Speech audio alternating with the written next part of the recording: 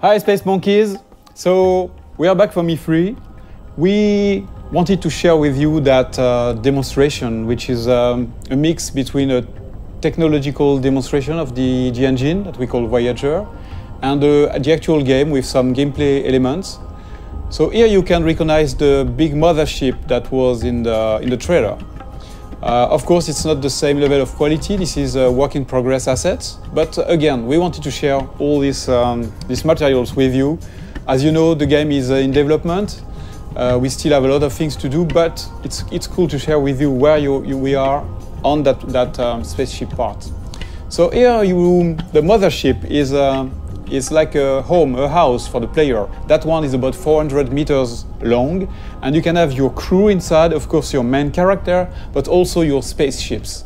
So if you start in the game without anything, and you get your first spaceships, even if then later you have a larger spaceship, you can keep the smaller one into the big mothership. That's the same thing for the crew. If you start with 1 or 2 members in your crew, then you can have them in your big mothership later.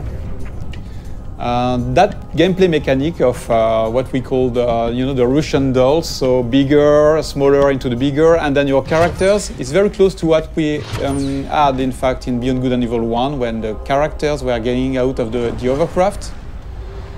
So here we have that monkey, which is my playable main character here, but of course in that game, you can select your character and create your own character. Just to give you a feeling of scale, that ship is about 20 meters long, and the other one, the mothership, is about 400 meters long. I'm going to go close to it so that you can see the size. So when we have large spaceships like that, the good thing, the interesting thing is that they are a real level of gameplay. You can go inside. We have interiors for those big ingredients. So imagine I'm at the beginning of the game. I'm starting the game.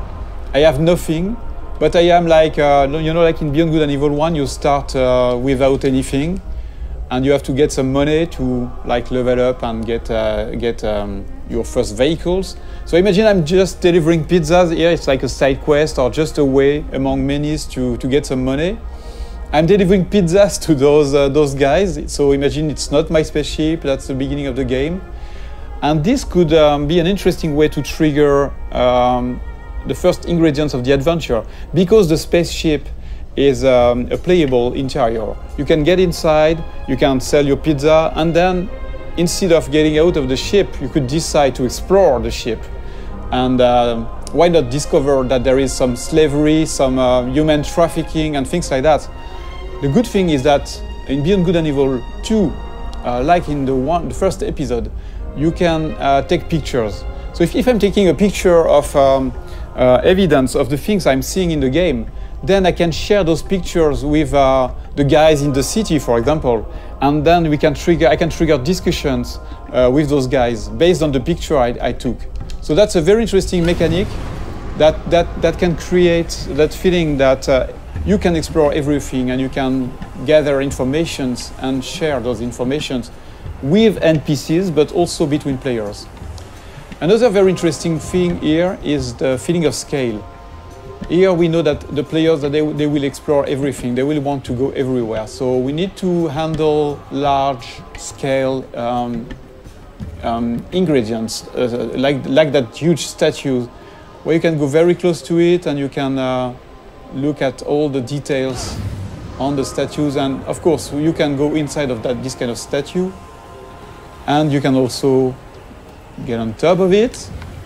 I just want to show you something interesting about the scale and the feeling of scale. So I'm going to land on the top of the statue, and you will realize how big it is.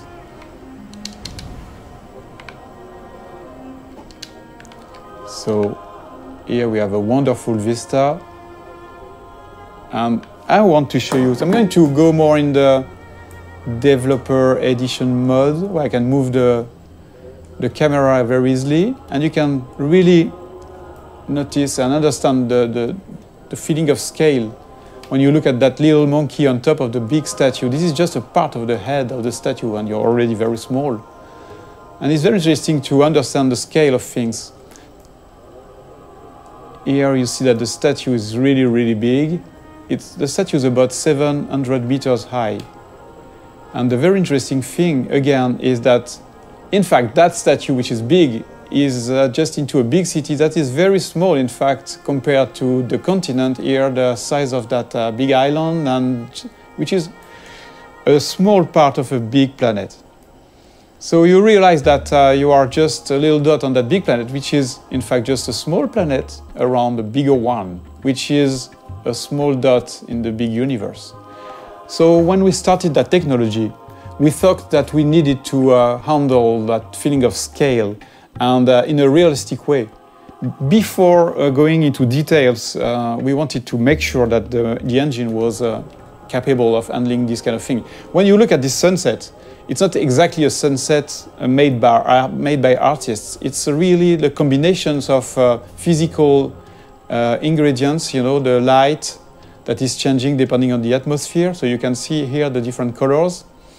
And the fact that, of course, the planet is rotating around in space, around the big planet. So here I'm doing a kind of time lapse. I'm modifying the time so that you can understand better how it works. You see that everything is turning like in a real solar system. So yes, I'm increasing the speed. You see the night here with the cities. So another important thing is that you can, at any time, you can go everywhere. So if I'm going into another city, there is no loadings and things like that. Everything is seamless because it handles that big universe in a consistent way. There is no shit or things like that. You can really appreciate the point of view wherever you are. It will be the same mechanics. So that was one of the big features we wanted to make sure that we had before showing the game to the public, to everybody, so that we wanted to make sure that the technology was working and this big ambitious game was feasible. I'm going back to my spaceship. I want just to show you some gameplay ingredients. I'm going to change a little bit the time so that we have a bit more sun. Yeah. So that spaceship is very, very nice. It's very close to the Beluga we had in Beyond Good and Evil 1.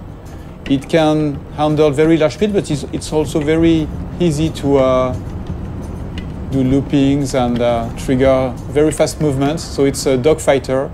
I can increase the speed. So this is a classic plane speed we have on Earth. We are about 1,000 kilometers per hour. But you can increase that speed dramatically, like this, for example, and you will see it. So the speed is increasing now. You see that it's about 5,000 kilometers per hour. Let's go back in the city so that we can really understand the speed. And I can increase the speed again. Whoa. Use some tricks, movements. And then we are going to do a looping, for example. So you can combine anything, any movements. And the very nice thing too is that you can even increase the speed to 20,000 kilometers per hour, which is a lot. I'm going to try, to drift like that. So at any time you have the drifting mode, you have all these very interesting movements. But of course, the biggest things you want to do in this kind of situation is to go in space. So let's trigger higher speed. And you see this little effect around the spaceship is because of the friction of the atmosphere. If I don't increase my speed, there is no reason to have more friction. But if I'm increasing the speed, you will see that the effect is stronger. And same thing if I'm going very, very fast. So depending on the quantity of atmosphere, you can have a stronger effect. Until you start burning. But you see, with those very high speed, you can really travel very, very far and very fast. Just changing the time of the simulation so that we can appreciate the wonderful view in space. So if I decide to go on this planet or the satellite, which is somewhere around there, I can go there seamlessly. And the more the further you are of the planet, the faster you can go because there's no more atmosphere, so no more friction. So here still have a little friction. But of course you can go back onto the planet whenever you want.